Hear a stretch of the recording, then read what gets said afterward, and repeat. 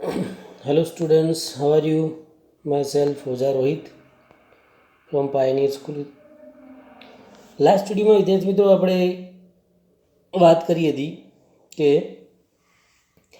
ભગવાન વિષ્ણુને આ વાવ સમર્પિત કરાયેલી છે અને ભગવાન વિષ્ણુના જુદા જુદા આકાર અને તેમની જુદી જુદી છટામાં આપણે જોઈ શકીએ છીએ. ઓકે, અને જોયું હતું કે આપણે 12 statue of goddess Gauri together at the same place are rarely found anywhere. એટલે કે 12 પ્રકારના 12 મૂર્તિઓ ભાગ્યે જ આપણને કોઈ જગ્યાએ જોવા મળે છે. એવી ભગવાન દેવી શ્રી ગૌરીની 12 મૂર્તિઓ ભાગ્યે જોવા મળે છે. એમાં મોઢેરાના સૂર્ય મંદિરમાં તે અત્યારે હાલે સ્થાપિત છે. This vav has also all the 12 statue of Gauri named. હવે એમના 12 નામો જે છે એ આપણે ચર્ચા કરી હતી. પછી એના સિવાય there are many statue of god and goddess, અને બીજા પણ ઘણા બધા દેવી દેવતાઓની મૂર્તિઓ છે.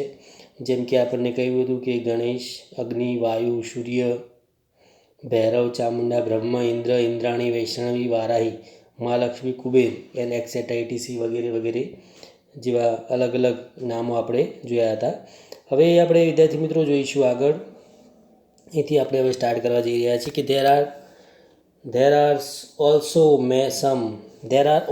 some of the rare sculptures of goddess. There are also એટલે કે કેટલાક સમ એટલે થોડાક કેટલાક ઓફ ધ રેર એટલે ભાગ્યે, રેરલી આપણે ભાગ્યે કહીએ, ભાગ્યે જ કેટલાક દેવી દેવતાઓના ભાગ્યે જ જોવા મળતા શિલ્પો છે. એટલે કે સ્કલ્પચર ભાગ્યે જ જોવા મળતા હોય છે. ઓકે, પછી here one can find the statue of Lord Buddha with 4 hands. હવે હિયર અહીં વન કેન ફાઇન્ડ આપણે શોધી શકીએ the statue of lord Buddha એટલે કે શ્રી ભગવાન બુદ્ધની પ્રતિમા, સ્ટેચ્યુ એટલે પ્રતિમા, 4 હેન્ડ્સ એટલે કે 4 હાથવાળા. The statue of Ram with sword and shield. The statue of sun in front of tapasvi. શું કહે છે કે આપણે કોઈ પણ વ્યક્તિ અહીં 4 હાથવાળા ભગવાન બુદ્ધની પ્રતિમાને જોઈ શકે છે. હવે કહીએ કે અહીં આપણે 4 હાથવાળા 4 હેન્ડ 4 હાથવાળા ભગવાન બુદ્ધની પ્રતિમા, સ્ટેચ્યુ આપણે અહીં જોઈ શકીએ છીએ. પછી છે ધ સ્ટેચ્યુ ઓફ રામ એટલે કે ભગવાન રામની પ્રતિમા with sword and shield. Sword એટલે કહેવાય વિદ્યાર્થી મિત્રો કે જેના હાથમાં ભાલો. સ્વોર્ડ એટલે તલવાર. સ્વોર્ડ સ્પેલિંગ ઉપર થોડું ફોકસ કરજો. સ્વોર્ડ એટલે તલવાર, અને શિલ્ડ એટલે જેને કહેવાય ચંદ્રક જેને કહીએ આપણે.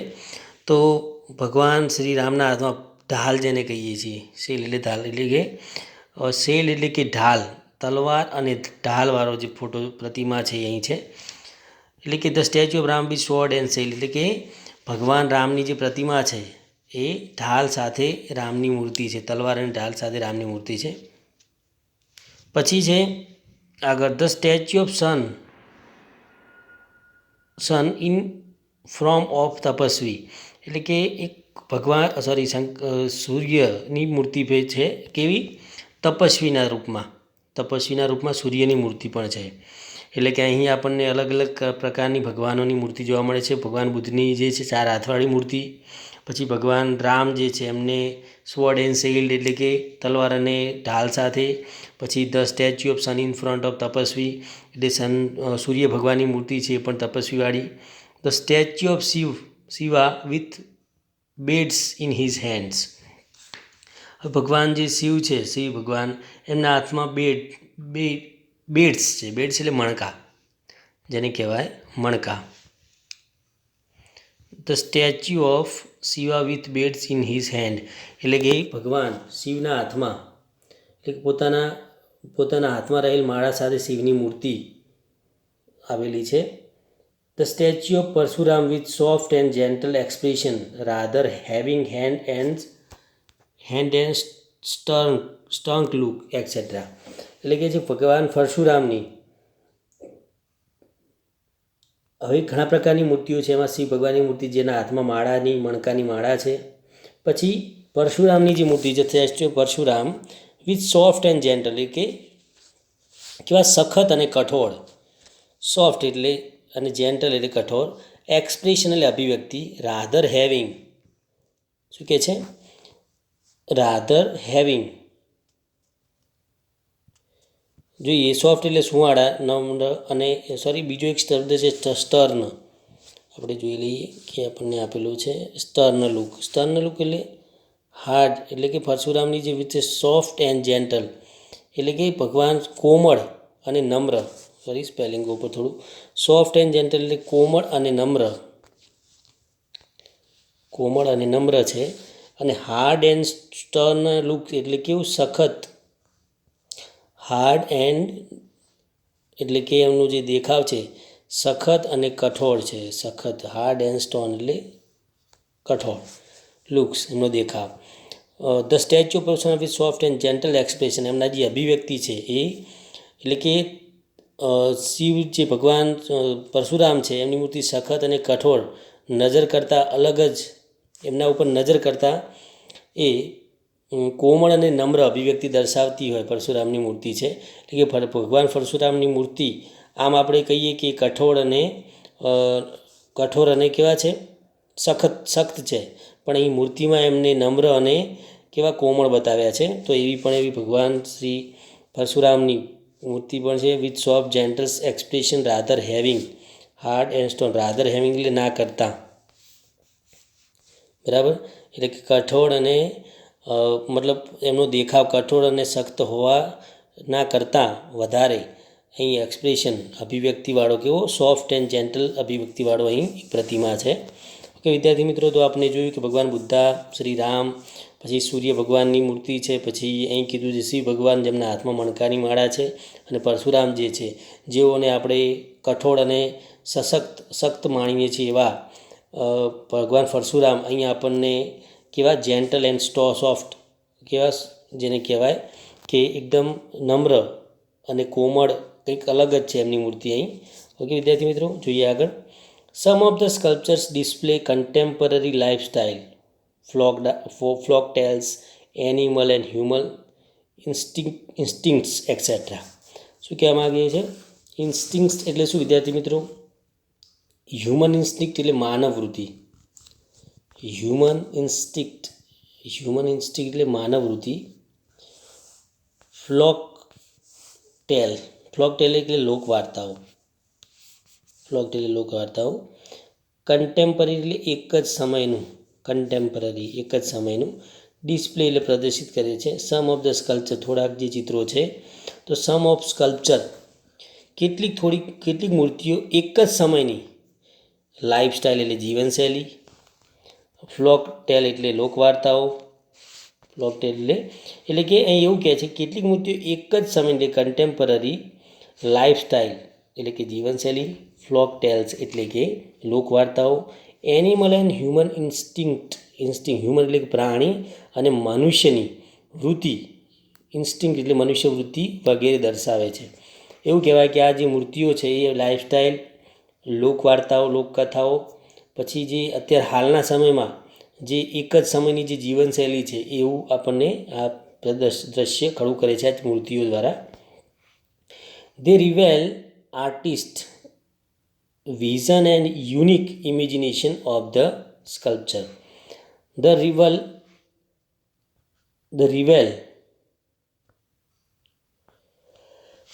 એટલે કહેવાય કે રહસ્ય છતું કરવું, રહસ્યને બહાર પાડવું. રિવેલ એટલે કે રહસ્ય છતું કરે છે. Artistic vision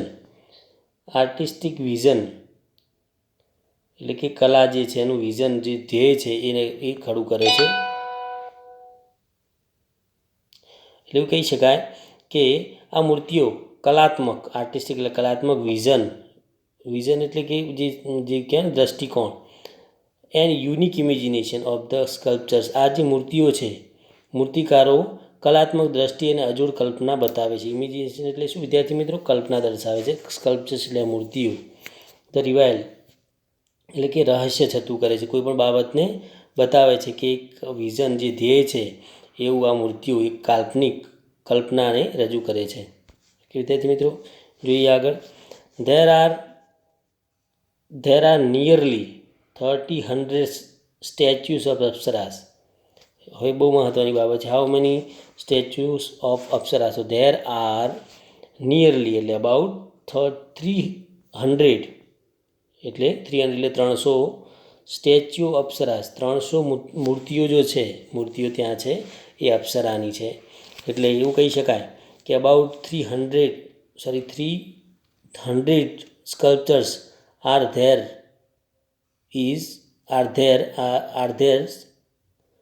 apsaras. બરાબર, અપ્સરાની 300 મૂર્તિઓ છે. The sculptures presented a vast range of emotions and feeling on the faces of the apsaras. હવે જુઓ, બહુ મહત્ત્વની વાત છે. હવે અહીં એવું કહેવા માગે છે કે જે વાસ્ટ રેન્જ એટલે કે લાર્જ રેન્જ એવું પણ કહી શકાય કે વિશાળ માત્રા ઉપર. તો વાસ્ટ રેન્જ એટલે વિશાળ માત્રા ઉપર. બરાબર. ઇમેજિનેશન એટલે કલ્પના. ઓકે. ઇમોશન્સ એટલે ભાવ, લાગણી. એન્ડ ફિલિંગ્સ ભાવો અને લાગણીઓ જેને કહેવાય.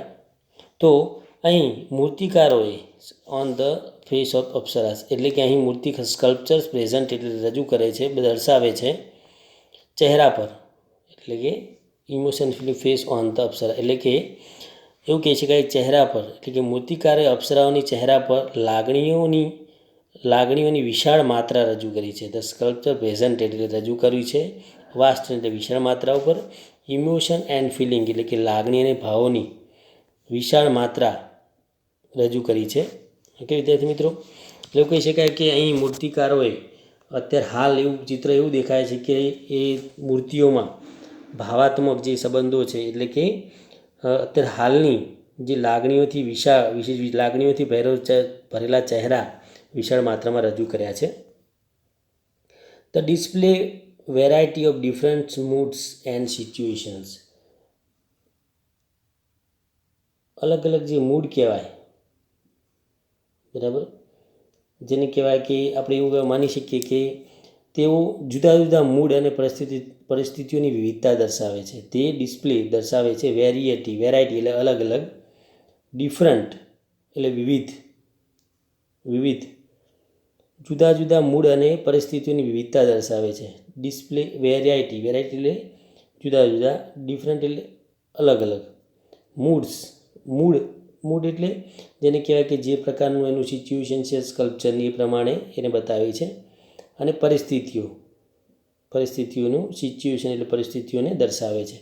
તે display variety of different mood and situation. આ બધી બાબતો છે એ અલગ અલગ મૂડ અને પરિસ્થિતિની વિવિધતા દર્શાવે છે. ઓકે ફ્રેન્ડ્સ, જોઈએ આગળ.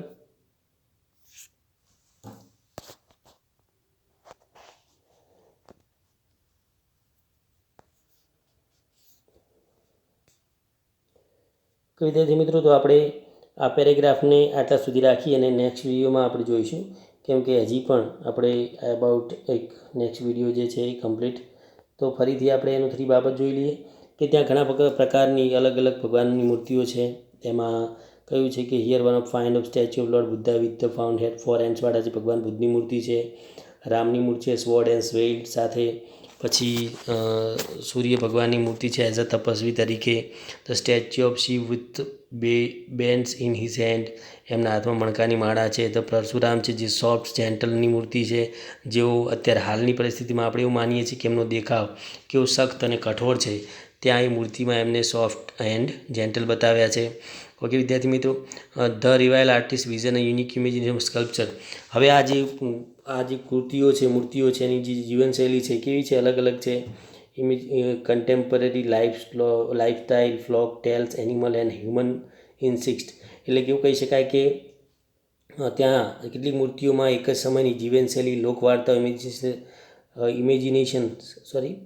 એનિમેશન, લાઈફસ્ટાઈલ, ફ્લોક ટેલ્સ એટલે કે લોકકથાઓ, એનિમલ એન્ડ હ્યુમન ઇન્સ્ટિક્ટ એટલે કે માનવીની વૃત્તિઓ વગેરે દર્શાવી છે.